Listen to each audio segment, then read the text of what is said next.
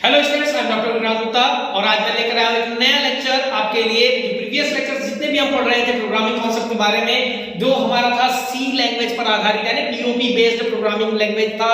सी language जो होती थी हमारी मदर ऑफ ऑल लैंग्वेज कहलाती थी, लेकिन क्योंकि हम उसमें भले ही हर फील्ड से रिलेटेड प्रोग्राम डेवलप कर रहे थे, लेकिन वहां पर बहुत सारी जो समस्याएं आती थी वो क्या होता था कि रियल लाइफ प्रॉब्लम की जब बात करते हैं उसको सॉर्ट आउट करना हमारे लिए बहुत ही डिफिकल्ट हो जा रहा था।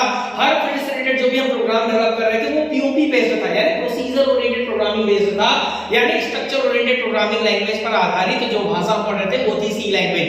तो जब भी हम उसमें एक प्रोग्राम बिल्ड करते थे वहां पर क्या होता था, जब भी हमको एक नया मॉड्यूल उसमें ऐड करने की आवश्यकता महसूस होती थी तो हमको रिकंस्ट्रक्ट करना पड़ता था प्रोग्राम, जो एज पर रूल था उसका सी लैंग्वेज का, जिसे डेनिस रिची के द्वारा AT&T बेल लैबोरेटरीज 1972 में मॉडिफाई करके बनाया गया था। BCPLO basic combined programming language को मॉडिफाई करके उन्होंने डेवलप किया था।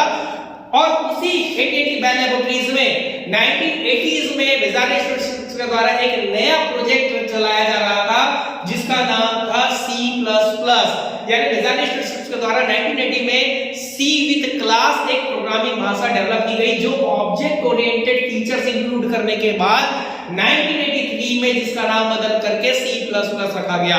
यानी विजार्ड स्टूडेंट्स ने 1980 में जो लैंग्वेज डेवलप की थी उसका नाम था C विद क्लास। और क्लास जो होता है, ग्रुप ऑफ ऑब्जेक्ट कहलाता है, वो स्ट्रक्चर का ही एक एक्सटेंडेड फॉर्म होता है जो स्ट्रक्चर हमने C लैंग्वेज में पढ़ा है। ठीक है, तो जैसा मैंने आपको बताया कि सी लैंग्वेज में जब भी हम कोई प्रोग्राम डेवलप करते हैं और उसमें कोई नया फीचर्स हमको इंक्लूड करना होता है तो एज पर रूल जो टॉप टू डाउन अप्रोच को फॉलो किया जाता था उसको फिर से हमको रिकंस्ट्रक्ट करने की आवश्यकता महसूस होती थी, तो उतना ही समय, श्रम और धन हमारा व्यय हो जाता था। और बहुत से सालों के बाद ही हमारा नया जो वर्जन है वो हमको मिल पाता था सॉफ्टवेयर या प्रोग्राम से रिलेटेड। लेकिन C++ में क्या हुआ, जो क्लास फीचर्स उन्होंने इंक्लूड किया विजार्ड स्टूडेंट्स ने, सैमुअल 67 का जो पावर था और सी लैंग्वेज से बहुत इंस्पायर्ड थे। उन्होंने सी के लगभग कंटेंट्स को, लैंग्वेज के जो कोड थे, कोड ऑफ लाइन, उसको उन्होंने क्या किया, इसमें अडॉप्ट किया है। और C++ में एक नया ऑब्जेक्ट ओरिएंटेड कॉन्सेप्ट, जो लेटेस्ट अप्रोच भी है प्रोग्रामिंग लैंग्वेज का, हमने पढ़ा था फिफ्थ जनरेशन की भाषा है, हमारा ये कॉन्सेप्ट होता है ऑब्जेक्ट ओरिएंटेड, उसको उन्होंने इसमें क्या किया, इन्वॉल्व किया और 1983 में इन्होंने C++ उसका नाम दे दिया। तो देखते हैं हम कि ऑब्जेक्ट ओरिएंटेड जो फीचर्स है, जो रियल लाइफ प्रॉब्लम को सॉर्ट आउट करने के लिए उपयोग किया जाता है, उसमें कौन-कौन से कॉन्सेप्ट हमारे आते हैं, शामिल होते हैं। तो देखिए यहां पर लिखा हुआ है ऑब्जेक्ट ओरिएंटेड प्रोग्रामिंग कॉन्सेप्ट और टर्मिनोलॉजी। अगर क्वेश्चन ये एराइज हो रहा है आपके सामने कि ऑब्जेक्ट ओरिएंटेड जो कॉन्सेप्ट है या what is mean by object oriented concept या टर्मिनोलॉजी, तो आप कंफ्यूज नहीं होइएगा, दोनों सेम ही चीज होता है। तो सबसे पहला जो हमारे यहां पर कॉन्सेप्ट आता है that is a object. Object is a instance of class, it is a identifiable feature of the class. ठीक है, एक आइडेंटिफाइबल फीचर होता है जो एक स्पेसिफिक टास्क को कंप्लीट करता है, क्योंकि हम दोनों जो है फैमिलियर है एक पर्टिकुलर ऑब्जेक्ट्स के माध्यम से हम किसी पर्टिकुलर टास्क को ही हम क्या कर सकते हैं, यहाँ पर एग्जीक्यूट करा सकते हैं। इसलिए हमने इसको लिखा है इंस्टेंस ऑफ क्लास, क्लास का एक छोटा सा भाग। उसके बाद सेकंड जो होता है हमारा होता है क्लास।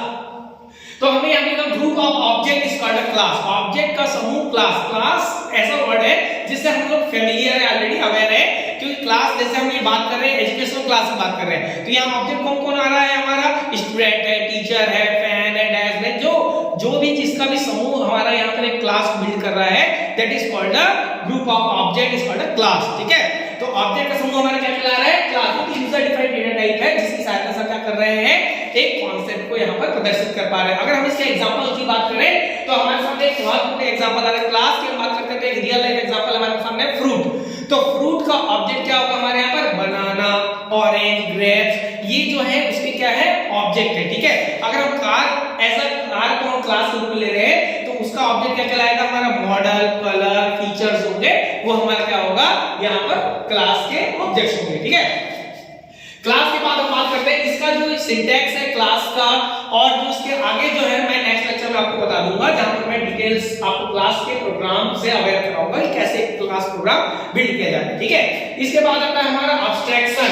नाम से ही पता चल रहा है it is abstract data type features. ठीक है, क्या हो रहा है, it is act to represent essential feature without including background detail. मतलब एक ऐसी गतिविधि जिसकी सहायता से हम बिना आंतरिक जानकारी को प्रदर्शित किए मुख्य बिंदुओं को दर्शा रहे हैं। जैसे अगर हम रियल लाइफ में बात करते हैं, स्विच ऑन द फैन, पंखे का स्विच ऑन करना। पंखे का स्विच ऑन करना क्यों यहाँ पर एग्जांपल के तौर पर हम ले रहे हैं, क्योंकि जैसे पंखे का स्विच ऑन करते हैं हमारा जो टास्क होता है, उद्देश्य जो होता है हमारा, वो पूरा हो जाता है। हम गर्मी लग रही होती है तो हम पंखा चला लेते हैं, लेकिन अंदर में क्या प्रोसेस हुआ, कैसे हुआ, उससे हमको कोई लेना देना नहीं होता है। इसलिए हम यहाँ पे एब्स्ट्रैक्ट की बात करते हैं, एब्स्ट्रैक्शन की बात करते हैं, तो switch on the fan is the best example of the abstraction of class. ठीक है, और इसके बाद होता है हमारा एनकैप्सुलेशन। नाम से पता चल रहा है कैप्सुलेशन, यानी wrapping of data and function in a single unit is called a class.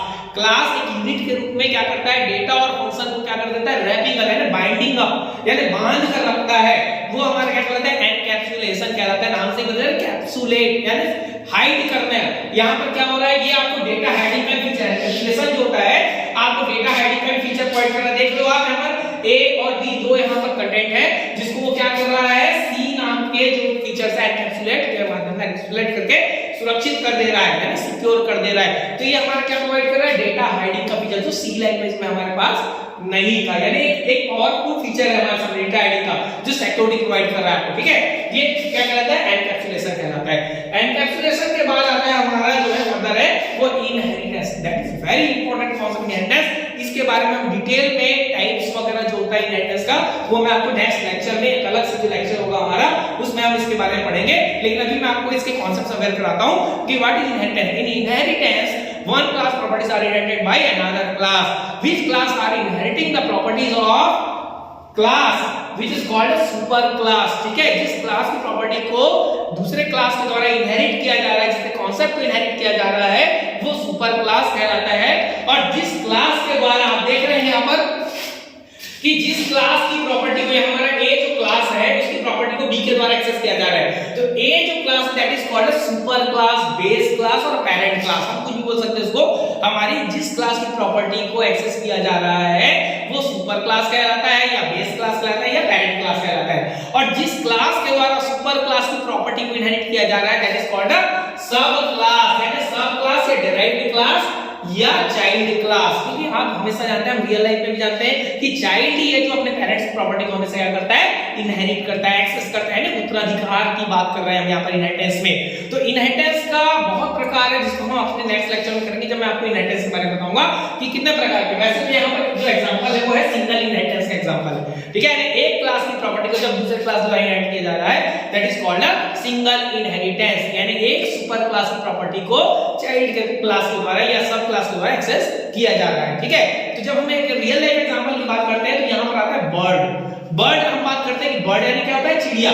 ठीक है, तो अगर हम बर्ड की बात करते हैं तो कितने प्रकार के बर्ड होते हैं हमारे पास में, तो यहाँ पर केवल दो ही प्रकार के बर्ड होते हैं। ठीक है, अगर आपसे कोई क्वेश्चन पूछ देता है कि what is bird, how many types of birds do you know, तो आपके दिमाग में बहुत सारी बर्ड के बारे में चलने जाएगी, पिजन, क्रो, और आप डिफाइन कर पाओ। लेकिन हम इसको डिफाइन करेंगे, यहाँ पर डिफाइन करेंगे दो पार्ट में, होता है फ्लाइंग और दूसरा होता है अनफ्लाइंग, यानी उड़ने वाली और नहीं उड़ने वाली। तो फ्लाइंग बर्ड की हम बात कर रहे हैं तो यहाँ पे बहुत सारी बर्ड्स हैं जो हम फैमिलियर है, पिजन है, क्रो है, ठीक है, पैरट है। लेकिन जब हम अनफ्लाइंग बर्ड की बात करते हैं तो यहाँ पर क्या आता है, हमारा ऑस्ट्रिच है, कीवी है, ठीक है, पेंगुइन है। अब आप ये सोच रहे होंगे कि ये दोनों को बर्ड में क्यों हमने लिया, फ्लाइंग और अनफ्लाइंग, इसमें क्या सिमिलरिटीज है? तो सिमिलरिटीज है बर्ड के जो फीचर्स होते हैं ना, फीदर एंड पंख, पीक यानी उसके चोंच, ठीक है, यानी जो दो पैर है ना, ये बर्ड के फीचर्स हैं। तो चाहे उड़ने वाली हो चाहे नहीं उड़ने वाली बर्ड हो, दोनों ही यहाँ पर क्या है, बर्ड के फीचर्स को इनहेरिट कर रहे हैं। ठीक है, इसके बाद हमारा आता है polymorphism, that is a Greek terminology. Polymorphism that is बहुरूपण, it is consisted by two words, poly and morphism, that means many forms. ठीक है, मेनी फॉर्म्स दैट मींस क्या हो रहा है, पॉली एंड मेनी फॉर्म्स यानी बहुत सारे रूपों में। ठीक है, तो पॉलीमॉर्फिज्म यानी फॉर्म। ठीक, तो it is abbreviated more than that one form. अगर हम एक फंक्शन के माध्यम से जब मल्टीपल फंक्शंस को एग्जीक्यूट करने की बात करते हैं तो हमारा ऑब्जेक्ट ओरिएंटेड टर्मिनोलॉजी का जो सबसे इंपॉर्टेंट फीचर है दैट इज अ पॉलीमॉर्फिज्म, यानी रन टाइम भी और आपका कंपाइल टाइम, दोनों फीचर्स ही हमारा इंक्लूड करके हमको प्रोवाइड कर देता है। ठीक है, तो यहाँ पे जब हम एक फंक्शन के द्वारा बहुत सारे फंक्शन को एग्जीक्यूट कर रहे हैं, सपोज आप एक ड्रॉ फंक्शन लेते हैं, तो अगर हम एक ड्रॉ फंक्शन ले रहे हैं तो ड्रॉ फंक्शन के माध्यम से क्या कर रहे हैं, आप बहुत सारे फंक्शंस को एग्जीक्यूट कर सकते हैं, जैसे रेक्टेंगल हो गया, सर्कल हो गया और आपका ट्रायंगल हो गया। तो इस प्रकार आप क्या कर रहे हो, बहुत सारे जो शेप्स हैं एक ड्रॉ फंक्शन के करा सकते हैं, that is called a polymorphism. ये कंपाइल टाइप और रन टाइप दोनों प्रकार का होता है। इसमें हम डायनामिक बाइंडिंग के बारे में भी जान सकते हैं। Dynamic binding that means late binding, यानी जो हम रन टाइम पर जब हम एक ऑब्जेक्ट को क्रिएट कर रहे हैं और उसके फीचर्स को एक्जीक्यूट करा रहे हैं, that is called a dynamic binding, that is also known as late binding. ये है हमारा पॉलीमॉर्फिज्म। दो प्रकार का, जैसे मैंने आपको बताया कंपाइल टाइप रन टाइम। जब पॉलीमॉर्फिज्म का लेक्चर आपको बताऊंगा उस लेक्चर में मैं इसके डिटेल नॉलेज को आपको डिस्ट्रीब्यूट करूंगा, ठीक है। इसके बाद लास्ट हमारा मैसेज पासिंग। नाम से पता चल रहा है कि डेटा को ट्रांसफर कर रहे हैं हम, यहाँ पर क्या कर रहे हैं, one part two another part, ठीक है।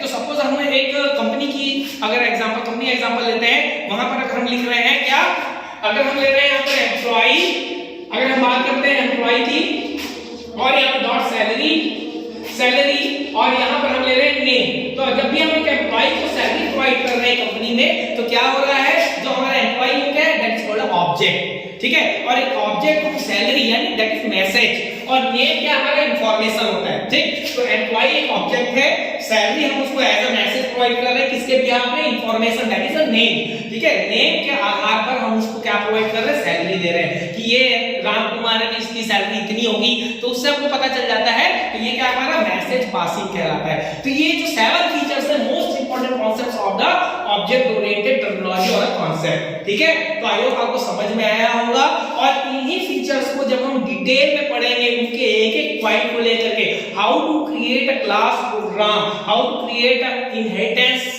related program, how to build up a polymorphism related program, I will tell you about the next lecture, ठीक है। I will tell you in a next lecture। तो I hope आपको ये समझ में आया होगा ऑब्जेक्ट प्रोग्रामिंग क्या हो रहा है, कितनी टेक्नोलॉजी हो रही है, कैसे ये रियल लाइफ प्रॉब्लम्स को सॉर्ट आउट करने में हमारी हेल्प कर रहा है, ठीक है। तो कोई भी डाउट होगा तो आप नेक्स्ट लेक्चर मुझसे पूछ सकते हैं। Okay, thank you so much.